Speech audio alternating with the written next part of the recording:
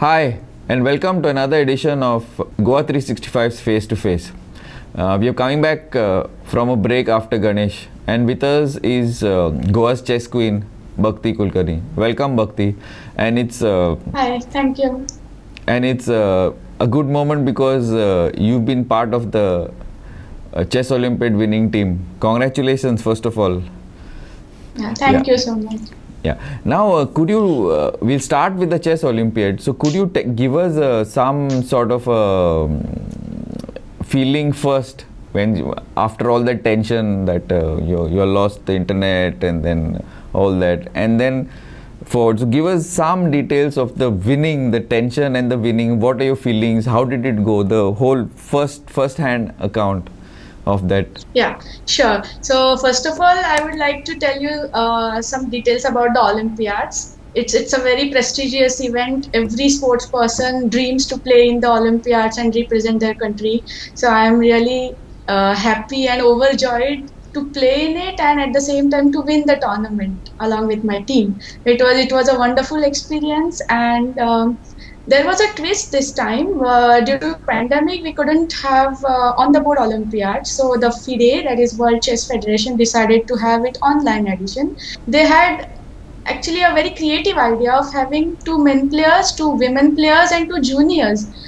So it was of six players, and we had six reserve players. So the team was of 12 players. And Okay. I got to play 3 rounds in the Olympiads, and I'm very happy that I could contribute all three victories for our country. I won against Zimbabwe, Germany, and Indonesia.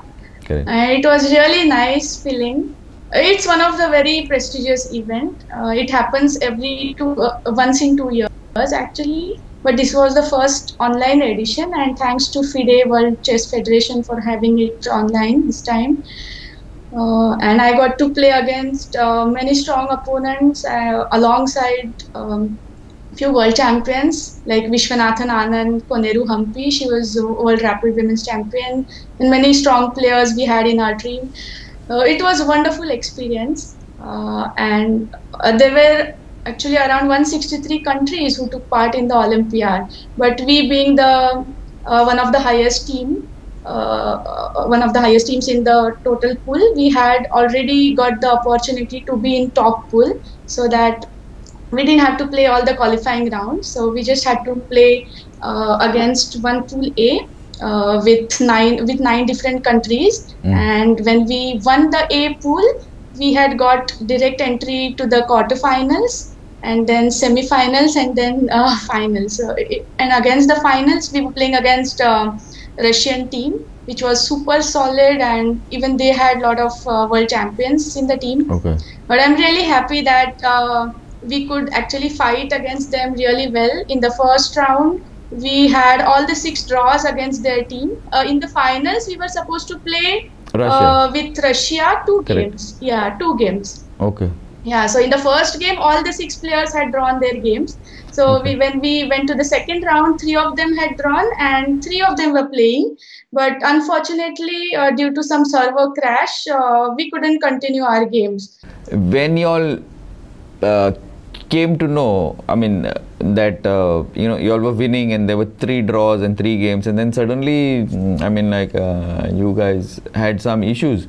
So, what was that feeling? All of you all, I'm sure, must have been very stressed. Those playing, non-playing, it doesn't matter, no, because you're part of the team. What was the feeling at that time? Yeah, like we all were very tense because we didn't know what decision FIDE is going to give for us. But luckily that we had got good positions on all 3 boards. So Okay. that was one of the advantage we had. And second thing is we were actually watching all the tournament games live on YouTube. There were many YouTube live channels who were covering.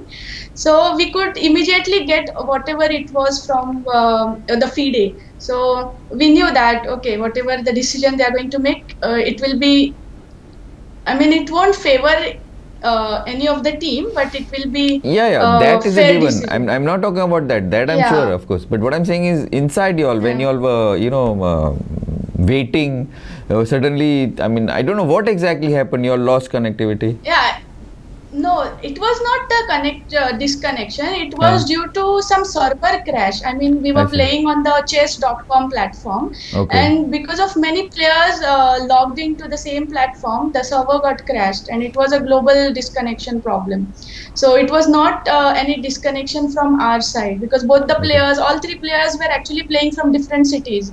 So, Okay. and then our captain, they had an appeal to the FIDE and to look into the matters. So when the FIDE arbiters and all the officials checked what happened actually, whether it was disconnection from the players' internet or it was platform disconnection, they came to know that yeah, it was a really genuine problem of the internet server crash. So then they came to this decision. But in the meantime, I tried to get in touch with the junior players, and because they were already sitting with their phone during this break, so I tried to tell one of my friend who is under 15, I think, Divya. So I asked her, please be calm, eat something, and just mentally be ready to play the game right from the first move, because it will Again. be really Yeah. yeah, again, because it won't be a fair decision to start from the point where the game had stopped, because Correct. there were those players were sitting,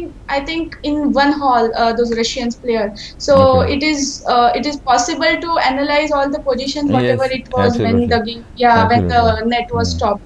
So Hmm. I think that would have been one of the decision, but it's really good of FIDE that they just declared the winner. And I really think that both the teams had really worked hard. They had played out. So it was a good decision. Yeah. Normally, what happens with the chess Olympiad? Normally, it is face to face, right? Yes, it's on the board tournaments. But Okay. in normal Olympiads, we don't have a mixed team. Okay. Yeah, there are four men players. So Okay. first of all, we have different two tournaments, men and women. So in Okay. the men Separate. players, they have four playing. Yeah, so four players who play, Okay. and they have two reserve players. So Okay. similarly, in women, we have four playing players and two reserves. I see, I see, I see. So this was the first time. Yeah. Probably it could be a new beginning for the future also, possibly. Yes, yes, yes. And I really hope that FIDE continues to hold such events, because it was a rapid event, and thanks to all the YouTube channels, social media, many chess enthusiasts were actually covering it online. So you would be really amazed to see there were at one point there were around 1 lakh people watching the games live. Okay. So during this pandemic, yeah, chess really got a good support from all the people, all the fans. Yes, more importantly, in India, there were a lot of people. I mean, of course, we would be watching, and the people, but there were a lot of people watching, and the Prime Minister actually came out and Yes. congratulated you all. That Yes. itself will, I'm sure, will give a big boost to chess, because chess is not such a widely played sport, like, say, for example, like football or cricket or even kabaddi. Yeah, exactly. Yeah, so Exactly. hopefully, So I think now, because of this Olympiad and because of the gold, the people will have totally different attitude towards our game. And I hope, because of from 2013 we haven't received any national awards like Arjuna okay, Award or Dronacharya Awards, only okay, for chess players. So I okay. hope with this gold medal we will get from the next year. I'm sure So, you all will and I get. was I'm sure. really happy.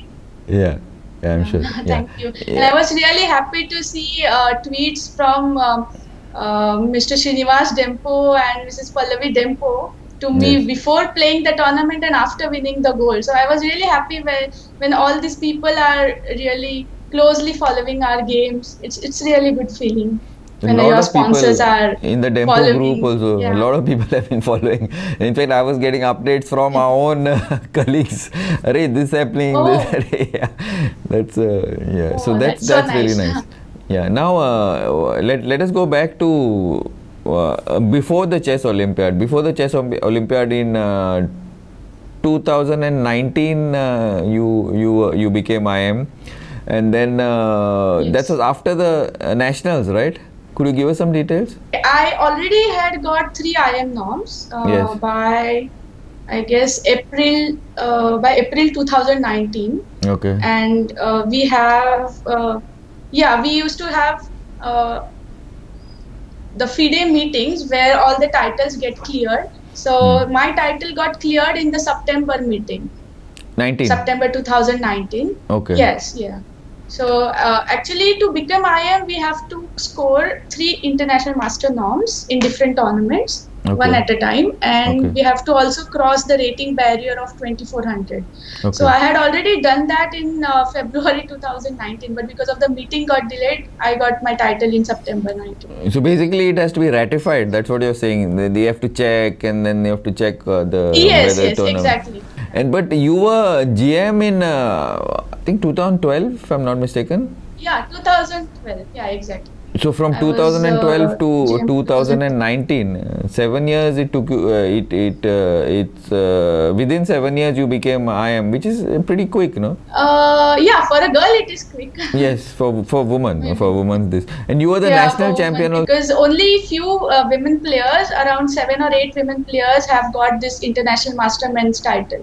So I'm one of them. It's really good feeling. And in India we have got 2, Humpy and you.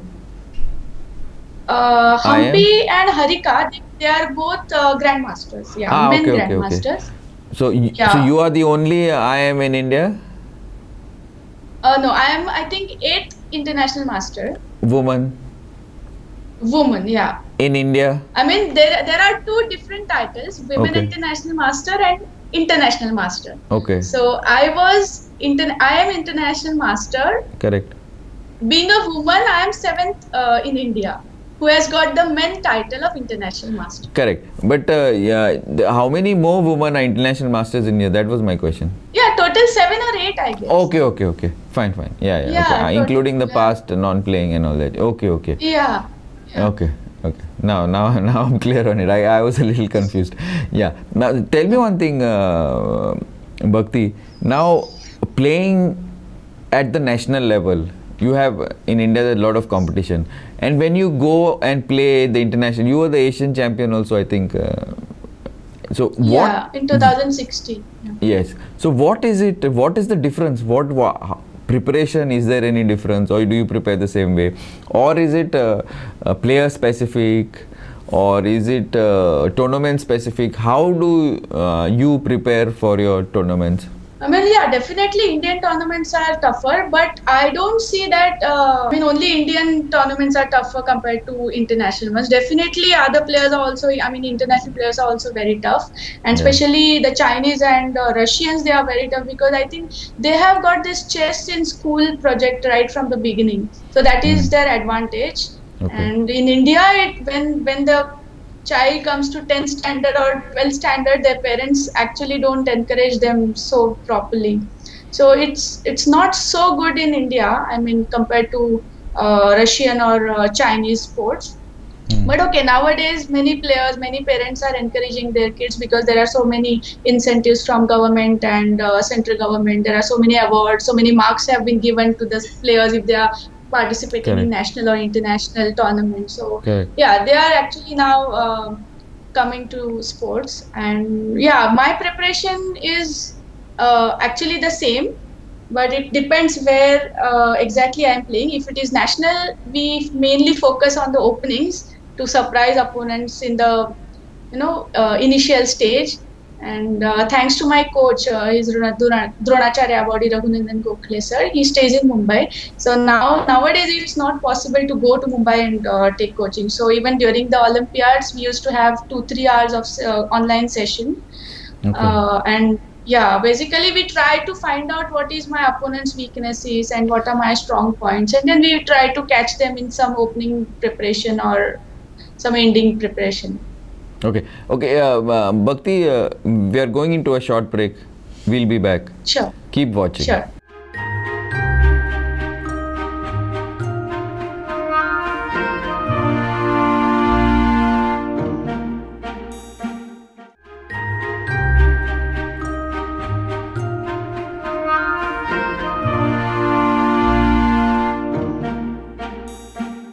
Welcome back. Yeah, Bhakti, as you were talking just before the break, you were speaking about your preparation. Okay, go on. Yeah, so we basically try to see where my opponent is lacking, whether it's opening. There are 3 stages of the game: opening, middle game, and end game.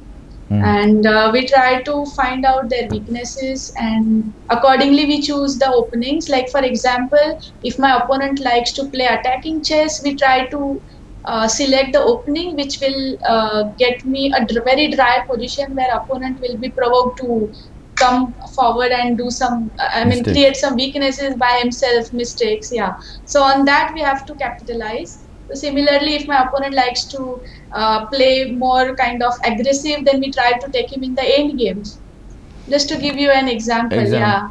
So okay. This is now, kind of techniques. Yes. Yeah. Now, something like, for example, like Vishwanathan Anand, he is very quick, and initially is aggressive. Then he goes back. So how would you rate your chess? Would it be aggressive? You're more comfortable with rapid, or you're more in you try to bog the players down in the middle and force them to commit mistakes, or you're a strong finisher? Where would you put your game? As a natural, not as part of after an analysis, as a natural. Yeah. First of all, I like to play faster time control games like Rapid or Blitz. Okay. Because I think I have played a lot of Blitz tournaments, and I have won many, even international Asian tournament I have won in Blitz. So I have got that confidence to play fast, and I'm kind of a counter-attacking player. So I won't go for attack, but if my opponent is attacking without any proper positional base, then I like the counter-attacking part. So basically, I like middle game and endings more. That's what I was going to say. Anyway, so basically, what that means, the type of chess you play requires a lot. See, chess at your level requires a lot of preparation. That is a given. Definitely. But the type of chess you play requires even more, I would think, because you analyze and you probably go to check, okay, what type of mistakes the person has committed in the past. So how you can. Yeah. So you suppose if some international master would put in 1 hour, I think you need to put 2-3 hours. Am I right, or am I just talking through my head? No, I think all the players have to put in a lot of hours of preparation, not just me. Yes, even grandmasters, even Vishy Anand has to prepare for almost 7-8 hours daily. Yes, so it's so the hard work is for everyone. No, but your this counter-attacking game probably needs more effort and then a more instinctive attacking player, or no? Not exactly. Okay. Not exactly. Okay, so basically preparation timing and effort is the same for whichever. Yeah, it's kind of same. Yeah. So what would you say would be your, say, 2 or 3 favorite games? Either one with something which you've really opened and went with it, and some way you managed to come back from a defensive position and managed to bog down the player and ultimately frustrate and either draw or win. And third is in your end game, your favorite, you bring it in the end game and you manage to beat a player. What could you give us the details of these 3 games if you can recall? I'm sure you can recall, because I know chess players never forget these games. So I remember I was playing in one of the World Juniors. It was back in 2012 at Poland, and it was my last round where I needed a win for to come 5th in the World Juniors.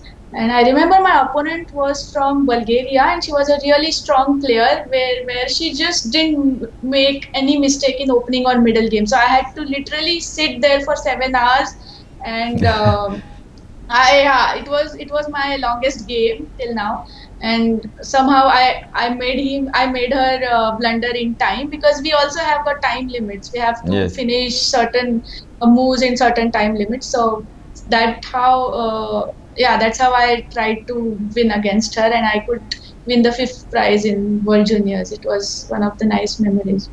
In the first type of game I was asking, have you ever managed to start off and overwhelm a person with just your attacking, for not counter-attacking, just attacking, which goes against your nature? Do you remember any such game? Yeah, of course.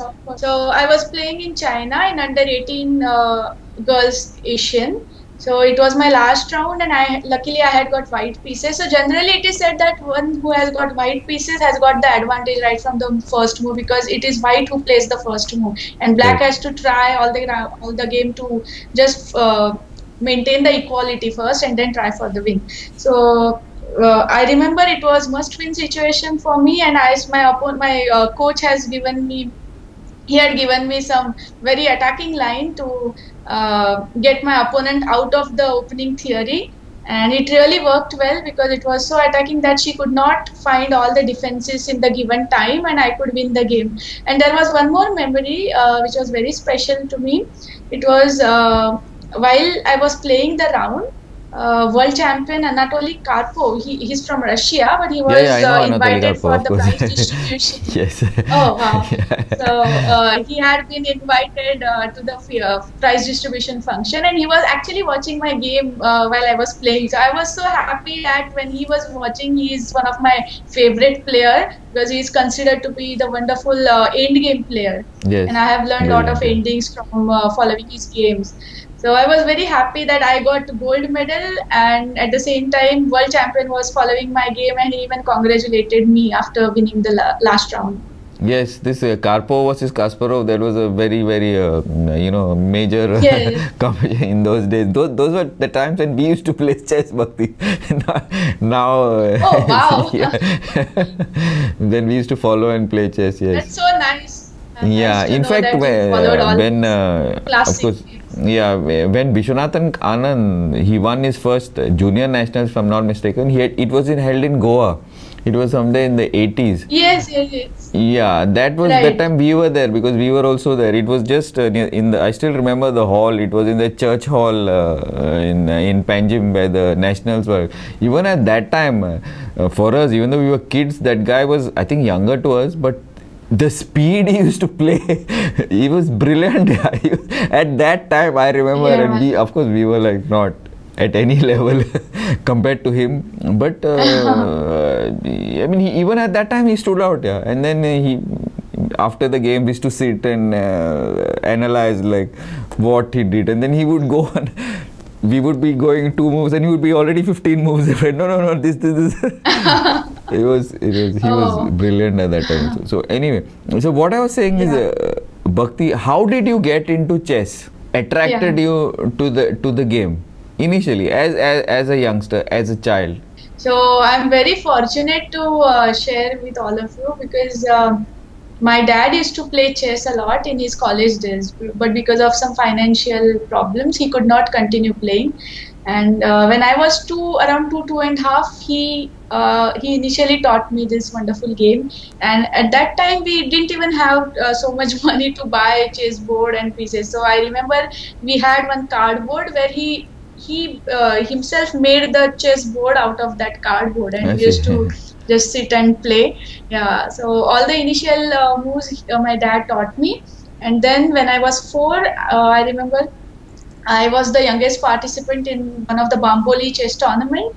Although I could not win a single game, but thanks to the organizers, they gave me a very cute trophy as for being a youngest player of their tournament.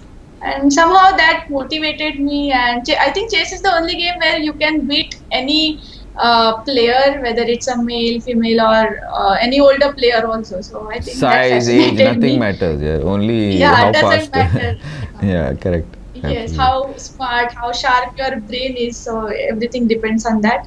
And when I was 7, I participated in one of the state under-7 tournament where I won the tournament, and I got qualified to play in the nationals. It was in Gujarat in 1998, and that was the turning point because in Gujarat, that was my first. I had gone there with my dad, my mom was here, so it was some kind of, I mean, all the family members, we had to make some this kind of sacrifices because both of them could not travel with me. And that was the tournament where I got my first bronze medal for our Goa, and that's how my journey started. So then I started to really work hard to get gold medals for Goa and for India. And in 2008, because of all my other achievements, thanks to Mr. Srinivas Dempu, who came forward and helped me, he started sponsoring me. And thanks to Goa Carbon Limited, because of their sponsorship, I could achieve so much. Yeah, Praveen is a big fan of yours, by the way, from Goa Carbon. Wow. I don't know. Anyway, but besides that, what I'm saying is that what gave you that motivation to continue? Because it's tough. See, everybody plays chess at school, college. Even you go, you play tournaments, you win school. I mean, you're the top in your school and all. But that motivation, because you once you reach college, then you need to put in 4 hours, 5 hours into chess, right?